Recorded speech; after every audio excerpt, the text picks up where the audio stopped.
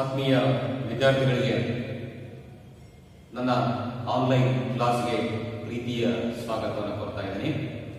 BCom third semester retail management, introduction of retail management first topic. So BCom third ಸೆಮಿಸ್ಟರ್ನ ಚಿಲ್ಲರೆ ವ್ಯಾಪಾರದ ನಿರ್ವಹಣೆಯಲ್ಲಿ ಚಿಲ್ಲರೆ ವ್ಯಾಪಾರದ ಪರಿಚಯವನ್ನು ಮೊದಲನೇ ಟಾಪಿಕ್ ಅಲ್ಲಿ ನಾವು ಏನು ಮಾಡಿದ್ವಿ ಇವತ್ತು. ಆಲ್ರೆಡಿ ಒಂದು ವಿಡಿಯೋದಲ್ಲಿ ರಿಟೇಲ್ ಇಂಟರ್ನ್ಯಾಷನಲ್ ರಿಟೇಲಿಂಗ್ ಅನ್ನು ನೋಡ್ತಾ ಹೋದ್ವಿ. ಸೊ ಇವತ್ತು ನಾವೇನ್ ಮಾಡೋಣ, ರಿಟೇಲ್ ಮ್ಯಾನೇಜ್ಮೆಂಟ್ ಅಲ್ಲಿ ಫ್ರಾಂಚೈಸಿಂಗ್, ರಿಟೇಲ್ ಫ್ರಾಂಚೈಸಿಂಗ್ ಅಂತ ಕರಿತೀವಿ ಅಥವಾ ಫ್ರಾಂಚೈಸಿಂಗ್ ಅಂತ ಕರಿತಾ ಹೋಗ್ತೀವಿ. ವಿಶೇಷ ಅಧಿಕಾರದ ಹಕ್ಕು ಅಥವಾ ವಿಶೇಷ ಅಧಿಕಾರ ಅಂತ ಕರಿತಾ ಹೋಗ್ತೀವಿ. ಸೊ ಈ ಕಾನ್ಸೆಪ್ಟ್ ಅನ್ನು ನಾವೇನ್ ಮಾಡೋಣ ಇವತ್ತು ಡಿಸ್ಕಷನ್ ಮಾಡ್ತಾ ಹೋಗೋಣ. ಸೊ ಇಲ್ಲಿ ಈ ಕಾನ್ಸೆಪ್ಟ್ ಅನ್ನ ಡಿಸ್ಕಷನ್ ಮಾಡೋ ಮುಂಚೆ ಇಲ್ಲಿ ಬಹಳ ಈಸಿಯಾಗಿ ಅಂಡರ್ಸ್ಟ್ಯಾಂಡ್ ಮಾಡ್ಕೊಳ್ಳಿ. ಫ್ರಾಂಚೈಸ್ ಅಂದ್ರೆ ಒಂದ್ಸಲ ನಾನು ಹೋದ ವಿಡಿಯೋದಲ್ಲಿ ಸ್ವಲ್ಪ ಇಂಟರ್ನ್ಯಾಷನಲ್ ರಿಟೇಲಿಂಗ್ ಅಲ್ಲಿ ಒಂದು ಕಾನ್ಸೆಪ್ಟ್ ಬಂದು ಅದ್ರ ಬಗ್ಗೆ ಹೇಳಿದ್ದೆ ನಾನು. ಸೊ ಇನ್ನು ಫ್ರಾಂಚೈಸಿಂಗ್ ಅಂದ್ರೆ ಇಲ್ಲಿ ನಾನು ಈ ದೇಶದಲ್ಲಿದ್ದೀನಿ, ಸೊ ನನ್ನ ಇನ್ನೊಬ್ಬ ವ್ಯಾಪಾರಿ ಮತ್ತೊಂದು ದೇಶದಲ್ಲಿದ್ದಾನೆ. ಸೊ ನಾನೇನ್ ಮಾಡ್ತೀನಿ, ಆ ದೇಶದಲ್ಲಿ ಹೋಗಿ ವ್ಯಾಪಾರ ಮಾಡಬೇಕು ಅನ್ಕೊಂಡ್ರೆ ಅಥವಾ ಆ ದೇಶದಲ್ಲಿ ನಾನು ವ್ಯಾಪಾರ ಮಾಡಬೇಕು ಅಂತ ಡಿಸೈಡ್ ಮಾಡಿದ್ರೆ, ಸೊ ಆ ದೇಶದಲ್ಲಿ ಹೋಗಿ ನಾನು ಏನ್ ಮಾಡ್ಬೇಕು, ಅಲ್ಲಿ ಬಿಸಿನೆಸ್ ಸ್ಟಾರ್ಟ್ ಮಾಡಬೇಕು. ಸೊ ಬಿಸಿನೆಸ್ ಸ್ಟಾರ್ಟ್ ಮಾಡ್ಬೇಕಾದ್ರೆ ನನಗೆ ಏನ್ ಬೇಕು, ಅಲ್ಲಿರುವಂತ ಕಾನೂನುಗಳ ಬಗ್ಗೆ ಗೊತ್ತಿರಬೇಕು, ರೂಲ್ಸ್ ರೆಗ್ಯುಲೇಷನ್ಸ್ ಬಗ್ಗೆ ಗೊತ್ತಿರಬೇಕು. ಸೊ ಅಲ್ಲಿ ಪ್ರಾಡಕ್ಟ್ ಯಾವ್ದು ತಯಾರು ಮಾಡಬೇಕು ಅಂತ ಗೊತ್ತಿರಬೇಕು. ಹಾಗಾಗಿ ನಾವೇನ್ ಮಾಡ್ತೀವಿ ಅಂದ್ರೆ ಆ ದೇಶದಲ್ಲಿರತಕ್ಕಂತ ಯಾವುದೋ ಒಂದು ಕಂಪನಿಯನ್ನ ಅಂಡರ್ ಅಲ್ಲಿ ಅಂದ್ರೆ ವಿಶೇಷ ಅಧಿಕಾರ ಅಂದ್ರೆ ಅಲ್ಲಿರ್ತಕ್ಕಂಥ ಕಂಪನಿಯ ಜೊತೆ ಒಪ್ಪಂದ ಮಾಡಿಕೊಂಡು ಆ ವಸ್ತುನ ಅಲ್ಲಿ ಮಾರಾಟ ಮಾಡೋದಕ್ಕೆ ಅಧಿಕಾರ ತೆಗೆದುಕೊಳ್ತಕ್ಕಂಥದ್ದು. ಉದಾಹರಣೆ, ನಮ್ಮ ದೇಶದ ಒಂದು ವಸ್ತು. ಸೊ ಉದಾಹರಣೆ ನಿಮಗೆ ನಮ್ಮ ದೇಶದ ಉದಾಹರಣೆ ಕೊಡ್ತಾ ಪೆಪ್ಸಿ ಇದೆ. ಪೆಪ್ಸಿ ನಮ್ಮ ದೇಶದ್ದಲ್ಲ, ಬೇರೆ ಯಾವುದೋ ಕಂಪನಿ ಇದೆ ಅಥವಾ ಬೇರೆ ಯಾವುದೋ ದೇಶದ್ದು. ಆ ಕಂಪನಿಯ ವಸ್ತು ನಮ್ಮ ದೇಶದಲ್ಲೇ ಮ್ಯಾನುಫ್ಯಾಕ್ಚರ್ ಮಾಡಿ ನಮ್ಮ ದೇಶದಲ್ಲೇ ಮಾರಾಟ ಮಾಡ್ತಾರೆ. ಅಂದ್ರೆ ಇದರ ಅರ್ಥ ಇಷ್ಟೇ, ಎಲ್ಲೋ ಇರತಕ್ಕಂತ ಕಂಪನಿಯ ಮ್ಯಾನುಫ್ಯಾಕ್ಚರಿಂಗ್ ಯೂನಿಟ್ ನಮ್ಮ ದೇಶದಲ್ಲಿ ಬಂದು ಈ ದೇಶದಲ್ಲಿ ಮಾರಾಟ ಮಾಡುವಂತ ವಿಶೇಷ ಅಧಿಕಾರ ತೆಗೆದುಕೊಳ್ತಕ್ಕಂಥದ್ದು, ಅದೇ ಫ್ರಾಂಚೈಸಿಂಗ್ ಅಂತ ಕರೀತಾ ಹೋಗ್ತೀವಿ. ಇಲ್ಲಿ ಏನ್ ಮಾಡಬಹುದು, ನಮ್ಮ ದೇಶದ ಟ್ರೇಡ್ ಮಾರ್ಕ್ ಅನ್ನ ಬಳಸಬಹುದು, ಆ ಪ್ರಾಡಕ್ಟ್ ಅನ್ನ ಸಪ್ಲೈ ಮಾಡಬಹುದು, ಇಲ್ಲಿರ್ತಕ್ಕಂಥ ಎಲ್ಲಾ ರೀತಿಯ ಫೆಸಿಲಿಟೀಸ್ ಅನ್ನ ಬಳಕೆ ಮಾಡ್ಕೊಳ್ಬಹುದು, ಎಲ್ಲ ವಿಶೇಷ ಅಧಿಕಾರ ಕೊಡ್ತಕ್ಕಂಥ ಫ್ರಾಂಚೈಸಿಂಗ್ ಅಂತ ಕರೀತೀವಿ. ಇಲ್ಲಿ franchising means it's agreement between franchisee and franchisor. ಅಂದ್ರೆ ಇಲ್ಲಿ ಅಧಿಕಾರ ಕೊಡ್ತಕ್ಕಂಥವನು ಮತ್ತು ಅಧಿಕಾರ ತೆಗೆದುಕೊಳ್ತಕ್ಕಂಥವನ ಮಧ್ಯೆ ನಡೀತಕ್ಕಂಥ ಒಂದು ಒಪ್ಪಂದ. ಸೊ ಯಾವ ಬೇಸಿಸ್ ಒಪ್ಪಂದ ನಡೆಯುತ್ತೆ, it's agreement between franchisee and ಫ್ರಾಂಚೈಸರ್.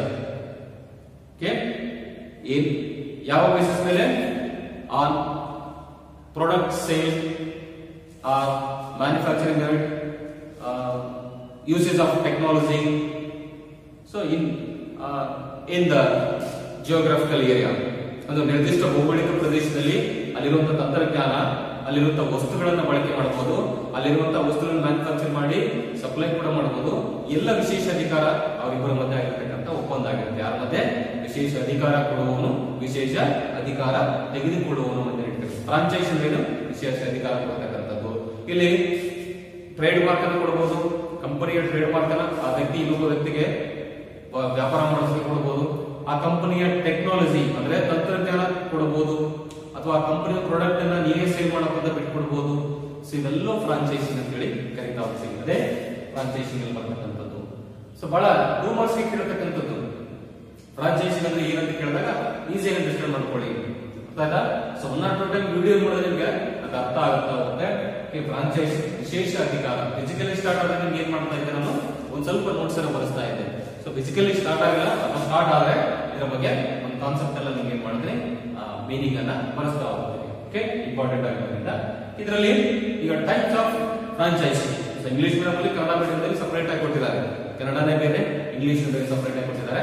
But ನಾನು ಜಸ್ಟ್ ಜನರಲ್ ಆಗಿ ಅದನ್ನ ಡಿಸ್ಕಷನ್ ಮಾಡ್ತಾ ಹೋಗ್ತೀನಿ. ಸೊ ನಾನು ಪದೇ ಪದೇ ಹೇಳ್ತಾ ಇದ್ದೀನಿ, ಫಿಸಿಕಲಿ ಪ್ರಾರಂಭ ಆಯಿತು ಅಂದ್ರೆ, ನಮ್ಮ ಕಾಲೇಜ್ ಪ್ರಾರಂಭ ಆಯ್ತು ಅಂದ್ರೆ ಅದ್ರ ಬಗ್ಗೆ ನಾನು ಪೂರ್ತಿಯಾಗಿ ಎಕ್ಸ್ಪ್ಲೇಷನ್ ಮಾಡ್ತೀನಿ. ಡೋಂಟ್ ವರಿ, ಈ ವಿಡಿಯೋನ ಸ್ವಲ್ಪ ನಿಮ್ಗೆ ಅಂಡರ್ಸ್ಟ್ಯಾಂಡ್ ಆಗಲಿ, ರಿಟೇಲ್ ಅಂದ್ರೆ ಏನು, ಫ್ರಾಂಚೈಸ್ ಅಂದ್ರೆ ಏನು, ಅದು ಹೇಗೆ ವರ್ಕ್ ಮಾಡ್ತಾರೆ ಅಂತ ತಿಳ್ಕೊಂಡ್ರೆ ನಿಮ್ಗೆ ಅಷ್ಟು ಅರ್ಥ ಆದ್ರೆ ಇನ್ನು ನೆಕ್ಸ್ಟ್ ಎಕ್ಸಾಮ್ ಅಲ್ಲಿ ಬರೆಯೋದಕ್ಕೆ ಬಹಳ ಸುಲಭ ಆಗ್ತಕ್ಕಂಥದ್ದು. Okay, so types of franchising ನೋಡ್ತಾ ಹೋಗೋಣ. ಫ್ರಾಂಚೈಸಿಂಗ್ ಅಲ್ಲಿ 2 types, product or trade mark, business format ಅಂತ ಕರೀತೀವಿ. First product or trade mark, ಉತ್ಪನ್ನ ಅಥವಾ ವ್ಯಾಪಾರ ವಿಶೇಷ ಅಧಿಕಾರ. ಉತ್ಪನ್ನ ಅಥವಾ ವ್ಯಾಪಾರದ ವಿಶೇಷ ಗುರುತು ಅಧಿಕಾರ already franchising means it's agreement between franchisee and franchisor, ಅಂದ್ರೆ ವಿಶೇಷ ಅಧಿಕಾರ ಕೊಡುವವನು ಮತ್ತು ವಿಶೇಷ ಅಧಿಕಾರ ತೆಗೆದುಕೊಳ್ಳುವವನ ನಡುವೆ ನಡೀತಕ್ಕಂತ ಒಂದು ಒಪ್ಪಂದ. ಆ ಬೇಸಿಸ್ ಮೇಲೆ ಏನಾಗುತ್ತೆ, ಇಲ್ಲಿ ಫಸ್ಟ್ ಪಾಯಿಂಟ್ ಹೇಳ್ತಾ ಇದೆ product of trade mark. Product means ಉತ್ಪನ್ನ, ವಸ್ತು. ಒಂದು ವಸ್ತುವನ್ನ ವಿಶೇಷ ಅಧಿಕಾರ ಕೊಡುವಂತ ಕಂಪನಿ, ಅಂದ್ರೆ ನಾನು ಒಂದು ಕಂಪನಿ ಬೇರೆಯವರಿಗೆ ಕೊಡ್ತಾ ಇದ್ದೀನಪ್ಪ, ವಿಶೇಷ ಅಧಿಕಾರ ನಾನು ಮಾಡಕ್ಕಾಗ್ತಾ ಇಲ್ಲ, ಸೊ ನನ್ನ ಕಂಪನಿಯನ್ನು ಬೇರೆಯವರಿಗೆ ಬಿಟ್ಟು ಕೊಡ್ತಾ ಇದ್ದೀನಿ, ಸೊ ನನ್ನ ಹೆಸರಿನ ಮೇಲೆ ಆ ಕಂಪನಿ ಅವರು ನಡೆಸಲಿ ಅಂತೇಳಿ ವಿಶೇಷ ಅಧಿಕಾರ ಕೊಡ್ತಕ್ಕಂಥದ್ದು. ಅಂದ್ರೆ ಕಂಪನಿಯ ಹೆಸರು ಒಂದೇ, ಬಟ್ ಅದನ್ನ ನಿಭಾಯಿಸ್ತಕ್ಕಂಥವ್ರು ಬೇರೆ ಆಗಿರ್ಬೋದು. ಅಂದ್ರೆ ಪ್ರಾಡಕ್ಟ್ ಅನ್ನ ಮ್ಯಾನುಫ್ಯಾಕ್ಚರ್ ಮಾಡಿ ಅದರ ಟೆಕ್ನಾಲಜಿ ಯೂಸ್ ಮಾಡಿಕೊಂಡು ಮ್ಯಾನುಫ್ಯಾಕ್ಚರ್ ಮಾಡಿ ಮಾರಾಟ ಮಾಡತಕ್ಕಂಥದ್ದು ಬೇರೆ. ಹಾಗಾಗಿ ಅದು ಪ್ರಾಡಕ್ಟ್ ಆರ್ ಟ್ರೇಡ್ ಮಾರ್ಕ್. ಅಂದ್ರೆ ನಮ್ದೇ ಟ್ರೇಡ್ ಮಾರ್ಕ್ ಅನ್ನು ಬಳಸಿಕೊಂಡು ನಮ್ದೇ ಪ್ರಾಡಕ್ಟ್ ಅನ್ನು ಯೂಸ್ ಮಾಡಿಕೊಂಡು ನಮ್ದೇ ಟೆಕ್ನಾಲಜಿ ಯೂಸ್ ಮಾಡಿಕೊಂಡು ಅವ್ರು ಏನ್ ಮಾಡಬಹುದು, ಸೇಲ್ಸ್ ಅನ್ನು ಮಾಡಬಹುದು. ಅದು product or trade mark franchise ಅಂತ ಹೇಳಿ ನಾವು. ಸೊ ಇಲ್ಲಿ ಅಡ್ವರ್ಟೈಸಿಂಗ್ ಕೂಡ ಮಾಡಬಹುದು, ಅಡ್ವರ್ಟೈಸಿಂಗ್ ಕೂಡ ಮಾಡಬಹುದು. ಸೊ ಇವರ ಹೆಸರಲ್ಲೇ ಆ ಕಂಪನಿ ತೆಗೆದುಕೊಂಡಿರುವಂತಹ ಕಂಪನಿ ಏನ್ ಮಾಡೋದು, ವಿಶೇಷ ಅಧಿಕಾರ ತೆಗೆದುಕೊಂಡಿರುವಂತಹ ಕಂಪನಿ ಆ ಪ್ರಾಡಕ್ಟ್ ಅನ್ನ ಟ್ರೇಡ್ ಮಾರ್ಕ್ ಅನ್ನು ಬಳಸಿಕೊಂಡು ಅಡ್ವರ್ಟೈಸಿಂಗ್ ಜಾಹೀರಾತು ಕೂಡ ಮಾಡಬಹುದು. ಉದಾಹರಣೆ ಕೊಡ್ತೀನಿ, KFC ಅಂತಿದೆ. KFC ಕೇಳಿದ್ರೆ KFC ಅನ್ನ ನೋಡಿರ್ತೀವಿ. ಸೊ KFC ಇಲ್ಲೋ ಇರ್ತಕ್ಕಂಥ ಕಂಪನಿ, ಇಲ್ಲೋ ಮಾಡ್ತಕ್ಕಂಥದ್ದು. ಸಾಮಾನ್ಯವಾಗಿ ಮ್ಯಾಕ್ಡೊನಾಲ್ಡ್, ಪಿಜ್ಜಾ ಅವೆಲ್ಲ ಏನ್ ಮಾಡ್ತೀವಿ, ಎಲ್ಲೋ ಇರ್ತಕ್ಕಂಥ ಕಂಪನಿ, ಬ್ಯಾಂಗ್ಳೂರಲ್ಲಿ ಇರ್ತಕ್ಕಂಥದ್ದು, ದೆಹಲಿಯಲ್ಲಿ ಇರ್ತಕ್ಕಂಥದ್ದು, ಮುಂಬೈಲಿ ಇರ್ತಕ್ಕಂಥದ್ದು, ಚೆನ್ನೈಲಿ ಇರ್ತಕ್ಕಂಥದ್ದು, ಅವೆಲ್ಲವೇನಂದ್ರೆ ವಿಶೇಷ ಅಧಿಕಾರ ತೆಗೆದುಕೊಂಡಿರುವಂತ ಬ್ರಾಂಚ್ಗಳಾಗಿರ್ತವೆ. ಸೊ ಗಂಗಾವತಿಯಲ್ಲಿ ಇದ್ರೂ ಕೂಡ ಅದೇನಾಗುತ್ತೆ, ವಿಶೇಷ ಅಧಿಕಾರ, ಆ ಕಂಪನಿಯ ವಿಶೇಷ ಅಧಿಕಾರ ಕೊಟ್ಟಿರುತ್ತೆ. ಇಲ್ಲಿ ಮ್ಯಾನುಫ್ಯಾಕ್ಚರ್ ಮಾಡಬಹುದು, ಇಲ್ಲಿ ತಯಾರು ಮಾಡಬಹುದು, ಇಲ್ಲಿರೋ ಗ್ರಾಹಕರಿಗೆ ಸೇಲ್ ಮಾಡಬಹುದು. ವಿಶೇಷ ಅಧಿಕಾರ ಕೊಡ್ತಕ್ಕಂಥದ್ದು ಆ ಟ್ರೇಡ್ ಮಾರ್ಕ್, ಆ ನಿಯಮನ್ನ ಬಳಸ್ಕೊಳ್ತಕ್ಕಂಥದ್ದು. ಓಕೆ, ನೆಕ್ಸ್ಟ್ ಬಿಸಿನೆಸ್ ಫಾರ್ಮೆಟ್ ಅನ್ನು ನೋಡ್ತಾ ಹೋಗೋಣ. ಬಿಸಿನೆಸ್ ಫಾರ್ಮೆಟ್ ಅಲ್ಲಿ ನೋಡ್ಕೊಂಡಾಗ, ಬಿಸಿನೆಸ್ ಫಾರ್ಮೆಟ್ ಅಲ್ಲಿ ಅಂದ್ರೆ ವ್ಯವಹಾರದ ಸ್ವರೂಪದ ಆಧಾರದ ಮೇಲೆ ಬಿಸಿನೆಸ್ ಫಾರ್ಮೆಟ್ ನಾವು ಉದಾಹರಣೆ ಕೊಡ್ತಾ ಹೋಗ್ತೀವಿ. ವ್ಯವಹಾರದ ಸ್ವರೂಪದಲ್ಲಿ ಫ್ರಾಂಚೈಸಿ ಏನ್ ಮಾಡುತ್ತಿಲ್ಲ, ಫ್ರಾಂಚೈಸಿ ವಿಶೇಷ ಅಧಿಕಾರ ಕೊಟ್ಟಿರ್ತಕ್ಕಂಥವ್ರು, ವಿಶೇಷ ಅಧಿಕಾರ ತೆಗೆದುಕೊಂಡಿರ್ತಕ್ಕಂಥವ್ರು, ಇಬ್ಬರ ಮಧ್ಯೆ ಇರ್ತಕ್ಕಂಥ ಒಪ್ಪಂದ ಅಂತ ಹೇಳಿದ್ರೆ, ಇಲ್ಲಿ ಒಬ್ಬ ವ್ಯಕ್ತಿ ತನ್ನ ಬಿಸಿನೆಸ್ ಅನ್ನ ಇನ್ನೊಬ್ಬನಿಗೆ, ಬೇರೊಬ್ಬ ವ್ಯಕ್ತಿಗೆ ಆ ಬಿಸಿನೆಸ್ ಅನ್ನ ವ್ಯಾಪಾರ ಮಾಡೋದಕ್ಕೆ ಟ್ರೇಡ್ ಮಾರ್ಕ್ ಪ್ರಾಡಕ್ಟ್ ಅನ್ನು ಉತ್ಪಾದನೆ ಮಾಡೋದಕ್ಕೆ ಕೊಟ್ಟಾಗ ಆ ಬಿಸಿನೆಸ್ ಅನ್ನು ಮಾಡಿಫೈಡ್ ಮಾಡುವಂತದ್ದು, ಫಾರ್ಮೆಟ್ ಅನ್ನು ಚೇಂಜ್ ಮಾಡತಕ್ಕಂಥದ್ದು. ಫಾರ್ ಎಕ್ಸಾಂಪಲ್ ಬಿಲ್ಡಿಂಗ್ ಚೇಂಜ್ ಮಾಡತಕ್ಕಂಥದ್ದು, ಬಿಲ್ಡಿಂಗ್ ಆಲ್ಟರ್ನೇಟಿವ್ ಆಗಿ ಬಿಲ್ಡಿಂಗ್ ಅನ್ನ ಮಾಡತಕ್ಕಂಥದ್ದು, ಅಂದ್ರೆ ಮಾಡಿಫೈಡ್, ತನಗೆ ಹೇಗ್ ಬೇಕೋ ಆ ತರ ಮಾಡಿಫೈಡ್ ಮಾಡೋದಕ್ಕೆ ತೆಗೆದುಕೊಳ್ತಕ್ಕಂಥದ್ದು. ಆಮೇಲೆ ಪ್ರಾಡಕ್ಟ್ ಅನ್ನ ಡಿಸೈನ್ಸ್ ಚೇಂಜ್ ಮಾಡೋದು, ಆ ವಸ್ತುವಿನ ಟ್ರೇಡ್ ಮಾರ್ಕ್ ಅದೇ ಇರುತ್ತೆ, ಬಟ್ ಆ ವಸ್ತುವಿನ ಆಕಾರ, ಅಂದ್ರೆ ಅದರ ಏನಂತ ನಾವು ಪ್ರಾಡಕ್ಟ್ ಅನ್ನು ತೆಗೆದುಕೊಳ್ಳುವಂತ, ಪ್ರಾಡಕ್ಟ್ ಅನ್ನು ತಯಾರು ಮಾಡತಕ್ಕಂಥ ರೀತಿ ಬದಲಾವಣೆ ಮಾಡಬಹುದು. ಹೀಗಾಗಿ ಸಾಕಷ್ಟು ರೀತಿಯ ಬದಲಾವಣೆ ಮಾಡಬಹುದು. ಅಂದ್ರೆ ಇಲ್ಲಿ ಬಿಸಿನೆಸ್ ಫಾರ್ಮೆಟ್ ಚೇಂಜ್ ಮಾಡತಕ್ಕಂಥದ್ದು, ಬಟ್ ಟ್ರೇಡ್ ಮಾರ್ಕ್ ಅದೇ, ವಸ್ತು ಅದೇ, ಬಟ್ ಆದ್ರೆ ಬಿಸಿನೆಸ್ ಅಲ್ಲಿ ಬರ್ತಕ್ಕಂಥ ಟೆಕ್ನಾಲಜಿ ಚೇಂಜ್ ಆಗ್ಬೋದು, ಬಿಲ್ಡಿಂಗ್ ಚೇಂಜ್ ಆಗ್ಬೋದು. ಸೊ ಈ ತರ ಫ್ರಾಂಚೈಸಿ ಏನಾಗ್ತಕ್ಕಂಥದ್ದು ಬದಲಾವಣೆ ಆಗ್ತಕ್ಕಂಥದ್ದು, ಅದು ಫ್ರಾಂಚೈಸಿ. ಬಿಸಿನೆಸ್ ಫಾರ್ಮೆಟ್ ಫ್ರಾಂಚೈಸಿ ಅಂತ ಅಂದ್ರೆ ಇಲ್ಲಿ ಚೇಂಜಸ್, ಬಿಸಿನೆಸ್ ತೆಗೆದುಕೊಂಡಿದ್ದಾರೆ, ಅವ್ರದೇ ಟ್ರೇಡ್ ಮಾರ್ಕ್, ಅವ್ರದೇ ಟೆಕ್ನಾಲಜಿ, ಅವ್ರದೇ ಪ್ರಾಡಕ್ಟ್ ವಸ್ತುಗಳು, ಬಟ್ ಅದ್ರಲ್ಲಿ ಏನ್ ಮಾಡ್ತಾರೆ, ಸ್ವಲ್ಪ ಮಾಡಿಫೈಡ್. ಹಳೆ ಬಿಸಿನೆಸ್ ಆಗಿದೆ, ಹೊಸ ರೀತಿಯ ಬದಲಾವಣೆ ಮಾಡ್ತಾರೆ, ಕಟ್ಟಡ ವಿನ್ಯಾಸ ಬದಲಾವಣೆ ಮಾಡ್ತಕ್ಕಂಥದ್ದು, ವಸ್ತುಗಳ ಏನಂದ್ವಿ ಗುಣಮಟ್ಟ ಬದಲಾವಣೆ ಮಾಡ್ತಕ್ಕಂಥದ್ದು, ಕ್ವಾಲಿಟಿ ಚೇಂಜ್ ಮಾಡ್ತಕ್ಕಂಥದ್ದು, ಪ್ರೈಸ್ ಕಡಿಮೆ ಮಾಡ್ತಕ್ಕಂಥದ್ದು. ಹೀಗಾಗಿ ಸಾಕಷ್ಟು ರೀತಿಯ ಬದಲಾವಣೆ ಅವಕಾಶ ತೆಗೆದುಕೊಳ್ತಕ್ಕಂಥದ್ದು. ಸೊ ಇದು ಫ್ರಾಂಚೈಸಿ ಬಿಸಿನೆಸ್ ಫಾರ್ಮೆಟ್ ಅಂತ ಹೇಳ್ತೀವಿ. ಇನ್ನು ಈ ಫ್ರಾಂಚೈಸಿ ಅಡ್ವಾಂಟೇಜಸ್ ಏನಿದೆ, ಡಿಸ್ಅಡ್ವಾಂಟೇಜಸ್ ಇದೆ ನೋಡ್ತಾ ಹೋಗೋಣ. ಇಲ್ಲಿ ಫ್ರಾಂಚೈಸಿ ಅಡ್ವಾಂಟೇಜ್ ಥೆರಾಟಿಕಲ್ ಪಾರ್ಟ್ ಇದೆ, ಥೆರಾಟಿಕಲ್ ಆಗಿ ಹೇಳ್ತಾ ಹೋಗ್ತಾ ಹೋಗ್ತೀನಿ. ಸೊ ಫ್ರಾಂಚೈಸಿ ಸೊ ಫ್ರಾಂಚೈಸಿ ಏನ್ ಮಾಡ್ತಾನೆ ಇಲ್ಲಿ ಅಂದ್ರೆ ವಿಶೇಷ ಅಧಿಕಾರ ತೆಗೆದುಕೊಂಡಿರುವಂತ ವ್ಯಕ್ತಿ. ಇಲ್ಲಿ ಆಲ್ರೆಡಿ ಗೊತ್ತಿರೋ ಟ್ರೇಡ್ ಮಾರ್ಕ್ ಅನ್ನು ಬಳಕೆ ಮಾಡ್ತಾನೆ, ಬೇರೆಯವರು ಅಂದ್ರೆ ಬೇರೆ ಕೊಟ್ಟಿರುವಂತ ವ್ಯಕ್ತಿ ಅಂತ ಬಿಸಿನೆಸ್ ಬೇರೆ ಬಿಸಿನೆಸ್ ಟ್ರೇಡ್ ಮಾರ್ಕ್ ಅನ್ನು ಬಳಕೆ ಮಾಡ್ಕೊಳ್ತಾನೆ, ಬೇರೆ ಬಿಸಿನೆಸ್ ಟೆಕ್ನಾಲಜಿ ಬಳಕೆ ಮಾಡ್ಕೊಳ್ತಾನೆ, ಬೇರೆ ಬಿಸಿನೆಸ್ ಎಲ್ಲಾ ರೀತಿಯ ಆ ಬಿಸಿನೆಸ್ ಯೂಸ್ ಮಾಡ್ಕೊಳ್ತಾನೆ. ಇದರಿಂದ ಏನಾಗುತ್ತೆ, ಕಡಿಮೆ ಬಂಡವಾಳದಲ್ಲಿ ಅದೇನ್ ಮಾಡಬಹುದು, ಬಿಸಿನೆಸ್ ಅನ್ನ ಡೆವಲಪ್ ಮಾಡಬಹುದು. ಯಾಕೆ ಸರ್ ಅಂದ್ರೆ ಈಗ ಆಲ್ರೆಡಿ ಆ ಬಿಸಿನೆಸ್ ಏನಿರುತ್ತೆ, ಒಂದು ಟ್ರೇಡ್ ಮಾರ್ಕ್ ಅನ್ನ ಕ್ರಿಯೇಟ್ ಮಾಡಿರುತ್ತೆ, ಬಿಸಿನೆಸ್ ಅನ್ನ ಅಥವಾ ಬಿಸಿನೆಸ್ ಜನಪ್ರಿಯವಾಗಿರ್ಬೋದು. ಸೊ ಬೇರೆ ಎಲ್ಲ ಕಡೆ ಅದೇನಾಗಿರ್ಬೋದು, ಹೆಸರು ಮಾಡಿರುವಂತ ಬಿಸಿನೆಸ್ ಆಗಿರ್ಬೋದು. ಹಾಗಾಗಿ ಕಡಿಮೆ ಇನ್ವೆಸ್ಟ್ಮೆಂಟ್ ಅಲ್ಲೇ ಆ ಬಿಸಿನೆಸ್ ಅನ್ನ ರನ್ ಮಾಡಬಹುದು. ಸೊ ಈಸಿ ಟು ರನ್, ಅದರಿಂದ ಈ ವಿಶೇಷ ಅಧಿಕಾರದಿಂದ. ಇನ್ನು ಅದಲ್ಲದೆ ಸಂಸ್ಥೆಯಲ್ಲಿ ಆ ವಿಶೇಷ ಅಧಿಕಾರ ಕೊಡುವಂತ ವ್ಯಕ್ತಿ ಅಥವಾ ಕೊಡುವಂತ ಕಂಪನಿ ಏನಾಗಿರ್ತಂದ್ರೆ ಆಲ್ರೆಡಿ ಗುಡ್ ವಿಲ್ ಕ್ರಿಯೇಟ್ ಆಗಿರ್ತಕ್ಕಂಥ ಕಂಪನಿ ಆಗಿರ್ಬೋದು. ಇಟ್ಸ್ ಕೀರ್ತಿ, ಇಟ್ಸ್ ಕ್ರಿಯೇಟೆಡ್ ಗುಡ್ ವಿಲ್ ಅಂದ್ರೆ ಆಲ್ರೆಡಿ ಅದರ ಸಂಸ್ಥೆಯ ಹೆಸರು ಎಲ್ಲಾ ಕಡೆ ಜನಪ್ರಿಯವಾಗಿರುತ್ತೆ. ಆ ಗೂಡ್ಸ್ ಸೇಲ್ ಮಾಡೋದು ಬಹಳ ಸುಲಭ. ಆ ಕಂಪನಿಯ ವಸ್ತುವನ್ನ ನಾವು ಏನ್ ಮಾಡಬಹುದು, ತೆಗೆದುಕೊಂಡು ಮಾರಾಟ ಮಾಡೋದು ಬಹಳ ಸುಲಭ. ಯಾಕಂದ್ರೆ ಅದರ ಟ್ರೇಡ್ ಏನಾಗಿರ್ತದೆ, ಟ್ರೇಡ್ ಮಾರ್ಕ್ ಅಥವಾ ಗುಡ್ ವಿಲ್ ಆಲ್ರೆಡಿ ಜನಗಳಿಗೆ ಪರಿಚಯ ಆಗಿರುತ್ತೆ, ಆ ಕಂಪನಿ ಹೆಸರು ಗೊತ್ತಿರುತ್ತೆ. ಹಾಗಾಗಿ ವಿಶೇಷ ಅಧಿಕಾರ ತೆಗೆದುಕೊಂಡಿರುವಂತ ವ್ಯಕ್ತಿ ಫ್ರಾಂಚೈಸಿ ಏನ್ ಮಾಡಬಹುದು, ಈಸಿ ಟು ಸೆಲ್ ಗೂಡ್ಸ್ ಅಂದ್ರೆ ಆ ಗೂಡ್ಸ್ ಅನ್ನ ಗ್ರಾಹಕರಿಗೆ ಬಹಳ ಸುಲಭವಾಗಿ ಮಾರಾಟ ಮಾಡಬಹುದು. ಎರಡನೇ ಅಡ್ವಾಂಟೇಜಸ್ ಅಲ್ಲಿ. ಇನ್ನು ಥರ್ಡ್ ಬಂದ್ರೆ ಇಲ್ಲಿ ವಿಶೇಷ ಅಧಿಕಾರ ಪಡೆದ ವ್ಯಕ್ತಿಯು ಅಲ್ಪಾವಧಿಯಲ್ಲೇ ಹೆಚ್ಚು ಶ್ರಮವಿಲ್ಲದೆ ಅಧಿಕ ಲಾಭ ಗಳಿಸಬಹುದು. ಅಲ್ಪಾವಧಿ ನೋಡ್ರಿ, ಬಿಸಿನೆಸ್ ಅನ್ನು ಸ್ಟಾರ್ಟ್ ಮಾಡಿ ಬಿಸಿನೆಸ್ ಅನ್ನ ರನ್ ಮಾಡಿ ಅಲ್ಲಿಂದ ಲಾಭ ಗಳಿಸೋದಕ್ಕೆ ಸುಮಾರು ವರ್ಷಗಳು ಬೇಕು. ಬಟ್ ಆದ್ರೆ ಈಗ ಆಲ್ರೆಡಿ ಬಿಸಿನೆಸ್ ಅಲ್ಲಿ ಲಾಭದಲ್ಲಿರ್ತಕ್ಕಂಥ ಬಿಸಿನೆಸ್ಸಿನ ಅಧಿಕಾರ ಅಂದ್ರೆ ವಿಶೇಷ ಅಧಿಕಾರ ತೆಗೆದುಕೊಂಡು ಫ್ರಾಂಚೈಸಿ ತೆಗೆದುಕೊಂಡು ನಾವು ಮಾಡೋದ್ರಿಂದ ಏನಾಗುತ್ತೆ, ಅಲ್ಪಾವಧಿ ಶಾರ್ಟ್ ಪೀರಿಯಡ್ ಅಲ್ಲೇ ಅತ್ಯಂತ ಹೆಚ್ಚು ಪ್ರಾಫಿಟ್ ಅನ್ನ ಮಾಡಬಹುದು. ಹೇಗೆ ಸರ್ ಅಂದ್ರೆ ಈಗ ಆಲ್ರೆಡಿ ಹೆಸರು ಮಾಡಿರುತ್ತೆ ಆ ಕಂಪನಿಯಿಂದ ಫ್ರಾಂಚೈಸಿ ತೆಗೆದುಕೊಳ್ಳೋದು. ಈಗ ಹೇಳಿದೆ ಮ್ಯಾಕ್ಡೊನಾಲ್ಡ್ ಹೇಳಿದೆ, ಇದೆ, KFC ಹೇಳಿದೆ. ಇವೆಲ್ಲ ಹೇಗಿದೆ ಅಂದ್ರೆ ಉದಾಹರಣೆ ಕೊಡ್ತಾ ಹೋಗ್ತೀವಿ ರಿಟೇಲ್ ಮಾರ್ಕೆಟಿಂಗ್ ಅಲ್ಲಿ. ಯಾಕಂದ್ರೆ ಎಲ್ಲೋ ಇದೆ, ಆ ಕಂಪನಿ ಹೆಸರಿದೆ, KFC ಅಂದ್ರೆ ಎಲ್ಲರಿಗೂ ಗೊತ್ತು, ಮ್ಯಾಕ್ಡೊನಾಲ್ಡ್ ಎಲ್ಲರಿಗೂ ಗೊತ್ತು. ಹಾಗಾಗಿ ಈಸಿಯಾಗಿ ಆ ಕಂಪನಿ ಫ್ರಾಂಚೈಸಿ ನಾವು ತಗೊಂಡ್ವಿ ಅಂದ್ರೆ ಆ ಫ್ರಾಂಚೈಸಿ ಏನಾಗುತ್ತೆ, ಕಂಪನಿಯ ಹೆಸರು ಆಲ್ರೆಡಿ ಗುರುತಿಸಿರ್ತಾರೆ ಜನ. ಆ ಬೇಸಿಸ್ ಮೇಲೆ ನಮ್ಗೆ ಏನಾಗುತ್ತೆ, ಪ್ರಾಡಕ್ಟ್ ಈಸಿಯಾಗಿ ಸೇಲ್ ಆಗುತ್ತೆ. ಇದರಿಂದ ಕಡಿಮೆ ಅವಧಿ ಶಾರ್ಟ್ ಪೀರಿಯಡ್ ಅಲ್ಲಿ ಹೆಚ್ಚು ಲಾಭನ ಗಳಿಸಬಹುದು. ಇದು ಅಡ್ವಾಂಟೇಜ್. ಬಹಳ ಈಸಿಯಾಗಿ ಅಂಡರ್ಸ್ಟ್ಯಾಂಡ್ ಮಾಡ್ಕೋಬಹುದು. ಕಡಿಮೆ ಅವಧಿಯಲ್ಲಿ ಜಾಸ್ತಿ ಲಾಭ ಮಾಡ್ತಕ್ಕಂಥದ್ದು, ಆಲ್ರೆಡಿ ಹೆಸರು ಅಂದ್ರೆ ಗುಡ್ ವಿಲ್ ಕ್ರಿಯೇಟ್ ಆಗಿರ್ತಕ್ಕಂಥ ಕಂಪನಿಯಿಂದ ನಮಗೆ ನಮ್ಮ ಗೂಡ್ಸ್ ಅನ್ನು ಸೇಲ್ ಮಾಡೋದು ಬಹಳ ಸುಲಭ ಆಗುತ್ತೆ. ಇನ್ನು ಮೂರನೇದು ಬಂದ್ರೆ ಏನಂತೀವಿ ನಾವು ಅಲ್ಪಾವಧಿಯಲ್ಲಿ ಶಾರ್ಟ್ ಪೀರಿಯಡ್ ಅಲ್ಲಿ ಅತ್ಯಂತ ಹೆಚ್ಚು ಪ್ರಾಫಿಟ್ ಅನ್ನ ಲಾಭನ ನಾವು ತೆಗೆದುಕೊಳ್ಬಹುದು. ಇದು ಅಡ್ವಾಂಟೇಜ್ ಅಲ್ಲಿ ಬರ್ತಕ್ಕಂಥದ್ದು. ಇನ್ನು ಡಿಸ್ಅಡ್ವಾಂಟೇಜ್ ನೋಡ್ತಾ ಹೋಗೋಣ. ಡಿಸ್ಅಡ್ವಾಂಟೇಜ್ ಅಲ್ಲಿ ಅಥವಾ ಇಲ್ಲಿವರೆಗೂ ನೋಡ್ತಾ ಹೋದ್ರೆ ಅಡ್ವಾಂಟೇಜ್ ಅಲ್ಲಿ ಡಿಸ್ಅಡ್ವಾಂಟೇಜ್ ಅಲ್ಲಿ ಏನಿದೆ ಸರ್, ಡಿಸ್ಅಡ್ವಾಂಟೇಜ್ ಅಲ್ಲಿ ಫ್ರಾಂಚೈಸಿಂದ ಏನೇನು ಫ್ರಾಂಚೈಸಿಗೆ ಏನೇನು ತೊಂದರೆಗಳಿದ್ದಾವೆ ಸ್ವಲ್ಪ ಉದಾಹರಣೆ ಕೊಡ್ತಾ ಹೋಗ್ತೀನಿ. ಇಲ್ಲಿ ಬಿಸಿನೆಸ್ ಅನ್ನು ಎಕ್ಸ್ಟೆಂಡ್ ಮಾಡಕ್ ಬರೋದಿಲ್ಲ ವಿತಿನ್ ಜಿಯೋಗ್ರಾಫಿಕಲ್ ಏರಿಯಾ.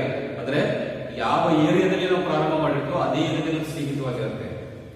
ಯಾವ ಬಿಸಿನೆಸ್ ಎಲ್ಲಿ ಸ್ಟಾರ್ಟ್ ಮಾಡಿರ್ತೋ ಅಲ್ಲೇ ಅದರ ನಿಯರ್ ಬೈ ಯಾವ ಡಿಸ್ಟಿಕ್ ಇರ್ಬೋದು, ತಾಲೂಕ್ ಇರ್ಬೋದು, ಅಥವಾ ಜಿಲ್ಲೆ ಇರ್ಬೋದು, ರಾಜ್ಯ ಇರ್ಬೋದು, ಅಲ್ಲಿ ಮಾತ್ರ ದೇಶ ಇರ್ಬೋದು. ಅದನ್ನ ಇನ್ನೊಂದು ಕಡೆ ಏನ್ ಮಾಡಕ್ ಬರೋದಿಲ್ಲ, ಎಕ್ಸ್ಟೆಂಡ್ ಮಾಡಕ್ ಬರೋದಿಲ್ಲ. So within area geographical area ಏನ್ ಫಿಕ್ಸ್ ಆಗಿರುತ್ತೋ ಅಲ್ಲಿ ಮಾತ್ರ ಆ ಬಿಸಿನೆಸ್ ಅನ್ನ ಮಾಡಬಹುದು. ಅಂದ್ರೆ ಅದನ್ನ ದಾಟಿ ಮಾಡಕ್ ಸಾಧ್ಯ ಇಲ್ಲ, ವಿಶೇಷ ಅಧಿಕಾರ ಇರೋದಿಲ್ಲ. ಇನ್ನು ಎರಡನೇ ಪಾಯಿಂಟ್ ಅಂದ್ರೆ ರಾಯಲ್ಟಿ ಪೇಬಲ್. ಅಂದ್ರೆ ಇಲ್ಲಿ ರಾಯಲ್ಟಿ ಪೇ ಮಾಡಬೇಕು. ಈ ವಿಶೇಷ ಅಧಿಕಾರ ತೆಗೆದುಕೊಂಡಿರುವಂತ ವ್ಯಕ್ತಿ ಅಂದ್ರೆ ಬಿಸಿನೆಸ್ ಎಲ್ಲಾ ಟೆಕ್ನಾಲಜಿ ಬಳಸಿಕೊಳ್ಳುವಂತ ವ್ಯಕ್ತಿ ಏನ್ ಮಾಡಬೇಕು ಅಂದ್ರೆ ಆ ಪ್ರಾಪರ್ಟಿನ ಯೂಸ್ ಮಾಡ್ಕೊಳ್ಳತಕ್ಕಂಥ ವ್ಯಕ್ತಿ ಅವನು ತನ್ನ ಮಾರಾಟದ ಮೇಲೆ ಸೇಲ್ಸ್ ಮೇಲೆ ಏನ್ ಮಾಡಬೇಕು, ವಿಶೇಷ ಅಂದ್ರೆ ಆ ಕಂಪನಿ ಬಿಟ್ಕೊಟ್ಟಿರುವಂತ ಮಾಲೀಕನಿಗೆ ಏನ್ ಮಾಡಬೇಕು ಅಥವಾ ಫ್ರಾಂಚೈಸರ್ಗೆ ಏನ್ ಮಾಡಬೇಕು, ಒಂದಿಷ್ಟು ರಾಯಲ್ಟಿಯನ್ನು ಕೊಡಬೇಕು, ಅಂದ್ರೆ ಒಂದಿಷ್ಟು ಹಣ ಕೊಡಬೇಕು ಅಂತ. ಇನ್ನು ಬಿಸಿನೆಸ್ ಅನ್ನ ನವೀಕರಣ ಮಾಡೋದು ಸ್ವಲ್ಪ ಕಷ್ಟ ಆಗ್ಬೋದು. ಈಗ ಆಲ್ರೆಡಿ ಹಳೆ ಬಿಸಿನೆಸ್ ಇರುತ್ತೆ, ಅದನ್ನ ನವೀಕರಣ ಮಾಡಬೇಕಾದ್ರೆ ಸ್ವಲ್ಪ ಕಷ್ಟ ಆಗುತ್ತೆ. ಹಾಗಾಗಿ ಇವೆಲ್ಲವೂ ಇಲ್ಲಿ ಡಿಸ್ಅಡ್ವಾಂಟೇಜ್. ಅವರಲ್ಲಿ ಫ್ರಾಂಚೈಸಿ ಡಿಸ್ಅಡ್ವಾಂಟೇಜ್ ನೋಡ್ತಾ ಹೋಗ್ತೀನಿ. ನಾನು ಒಂದೇ ಹೇಳ್ತಾ ಇದ್ದೀನಿ, ಏನ್ ಹೇಳ್ತಾ ಇದ್ದೀನಿ, ಬಿಸಿನೆಸ್ ಎಸ್ಟೇಟ್ ಬಿಸಿನೆಸ್ ವಿಸ್ತರಣೆ ಮಾಡೋದು ಸ್ವಲ್ಪ ಕಷ್ಟ. ಇನ್ನು ಸೆಕೆಂಡ್ ಪಾಯಿಂಟ್ ಬಂದಾಗ ರಾಯಲ್ಟಿ ಪೇ ಮಾಡಬೇಕು. ಅಂದ್ರೆ ಇಲ್ಲಿ ರಾಜ್ಯತನ ಅಂದ್ರೆ ಮಾರಾಟದ ಮೇಲೆ ಒಂದಿಷ್ಟು ಹಣನ ಮೊದಲ ಪೇರೆಂಟ್ ಕಂಪನಿ ಅಂದ್ರೆ ಆ ಕಂಪನಿಯ ಹಳೆ ಮಾಲೀಕನಿಗೆ ಕೊಡಬೇಕಾಗುತ್ತೆ. ಇವರು ನಡೆಸೋರಷ್ಟೇ, ಕಂಪನಿಯ ನಡೆಸ್ತಕ್ಕಂಥ ವ್ಯಕ್ತಿಗಳು ಆ ಕಂಪನಿಗೆ ಏನ್ ಮಾಡಬೇಕು, ಮೊದಲ ಹಳೆ ಓನರ್ಗಳಿಗೆ ಏನ್ ಮಾಡಬೇಕು, ಒಂದಿಷ್ಟು ರಾಯಲ್ಟಿಯನ್ನು ಪೇ ಮಾಡ್ತಾ ಹೋಗ್ಬೇಕು.